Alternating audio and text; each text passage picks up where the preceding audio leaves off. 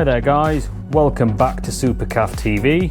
Today we've got the Land Rover Range Rover Sport. This is the 110 radio control car and it's by CMJ RC Cars. Now I bought this from Argos. I'll give you a quick unboxing, charge it up, and as per usual the typical videos that we do always is to give it a quick little test run and see if it's worth the money paid. Okay, let's get this. Oh, could do with a Stanley knife to be honest, but let's get that opened up. Okay, so initially here we've got some little instruction manuals there. I'll get it out of the box.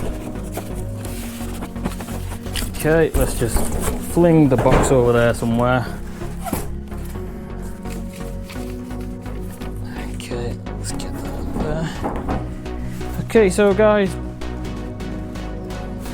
level of detail looks amazing at first glance.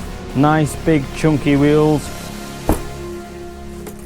The radio control unit itself, put that aside.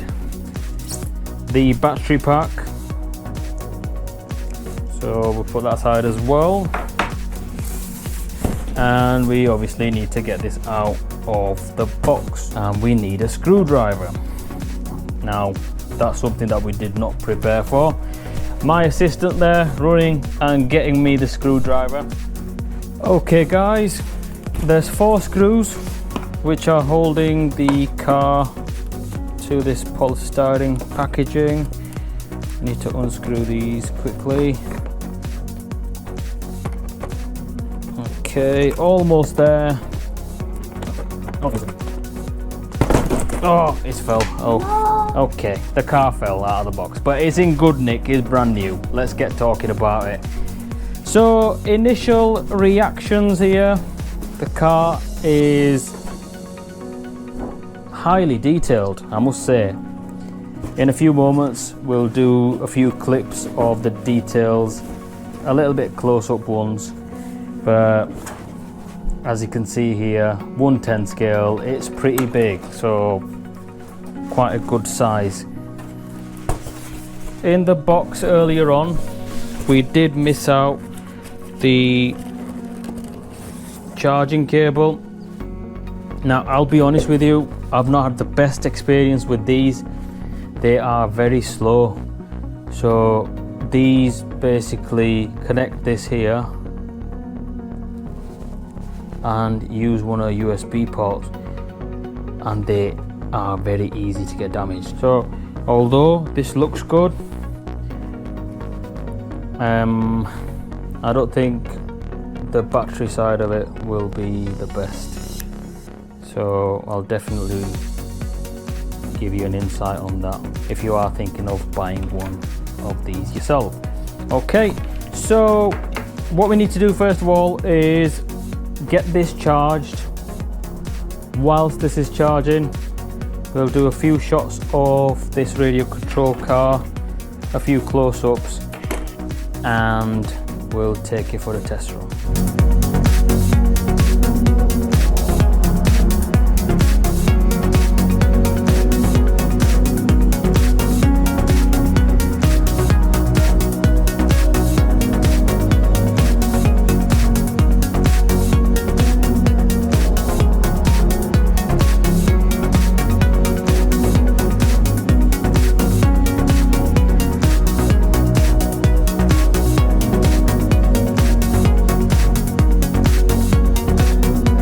Okay guys, so the battery is now fully charged. Surprise, surprise, it only took 2 hours.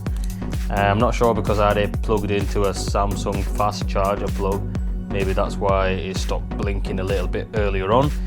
Anyway, it is fully charged now. So what we need to do is put the battery into the car first, and again a screwdriver is needed. So we'll just get that opened up.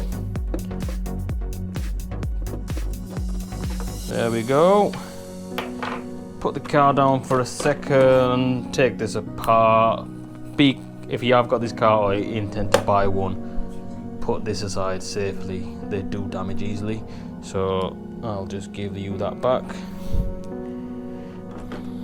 Okay, so what we need to do there is, for a second, just put this in there. So everyone can see it. I'm sure it should be fine. Okay, I like it this way. Otherwise these. And we just need to screw it back together again. Okay, so that's the car all on. Well, battery in, we'll just switch that on now. And again, I've already took this apart. 2 screws, AA batteries, these are not included unless I've missed them somewhere.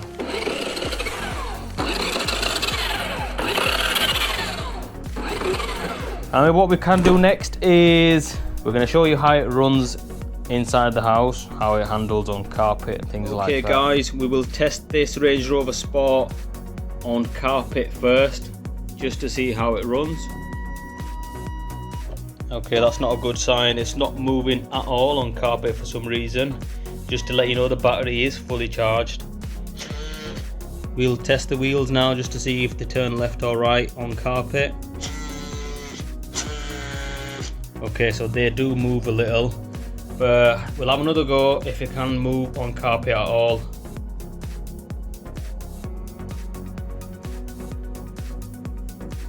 Okay, so a slight little movement there. So that was trying to go over the rug. Now we're just going to go on the carpet alone and see what kind of speed it can achieve.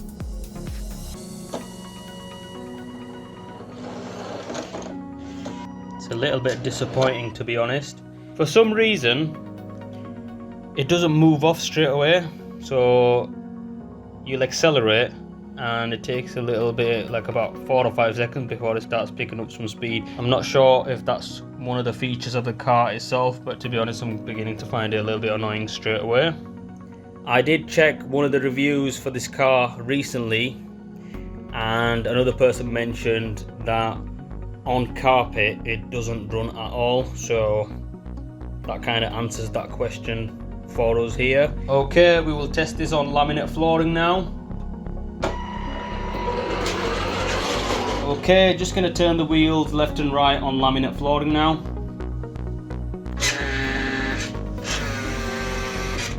Okay, they do turn all the way, well, much better than on the carpet.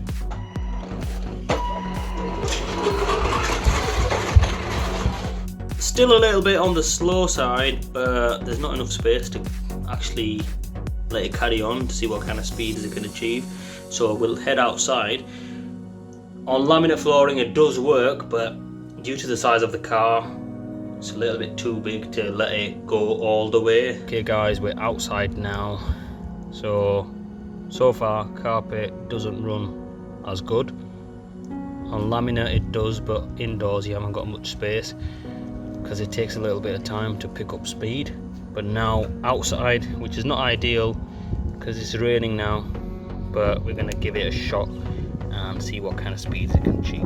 So let's go straight ahead first.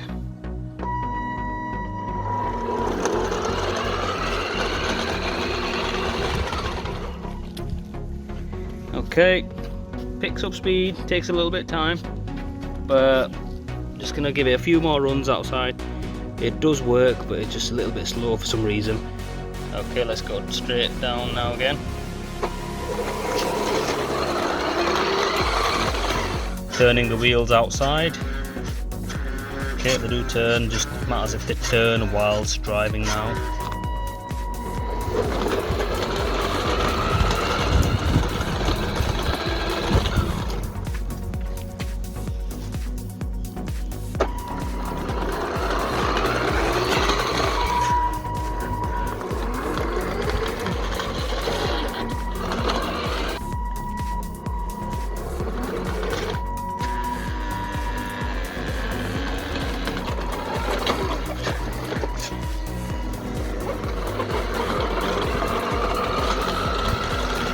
Overall guys, if you're thinking of buying this Range Rover radio control car for indoor use for your child, do not buy one, especially if you're thinking of using it on carpet, because it simply does not run on carpet. With our little test that we've done, It runs on laminate flooring fine, but the feature of this car is that it gradually picks up speed. So by the time you can use the full speed of the car, most households will run out of space, especially in the hallway, unless you've got a big house. Outdoors the car runs fine. Again, same issue of gradually picking up speed. So it does start off slow and then picks up speed. It's not the fastest radio control car out there. I did expect more from it. And in terms of the awkward sounds it does make when it does turn left and right. So ideally guys, this radio control car is only for outdoor use or any flat surface which is not carpet. At first I thought there was something wrong with the car itself, but then I read a review and another person had the same problem. I'm a bit surprised, thinking it's a 110 radio control car and it suffers with running on carpet, and most people will have carpet in their living rooms. However, it does look nice. It's a 110 scale radio control car and it's got good build quality and it's nice to look at. Even though it does not perform that well, it's nice to have in the background as part of your toy collection, and your child should be happy with it. Overall guys, if you are thinking of buying this radio control car and the primary use is going to be indoors, I do not recommend that you buy one. If your intended use is on flat surfaces like laminate flooring, or if you're going to be using it outdoors. So thanks for watching guys. Please subscribe, share and like, and see you again next time. Bye bye.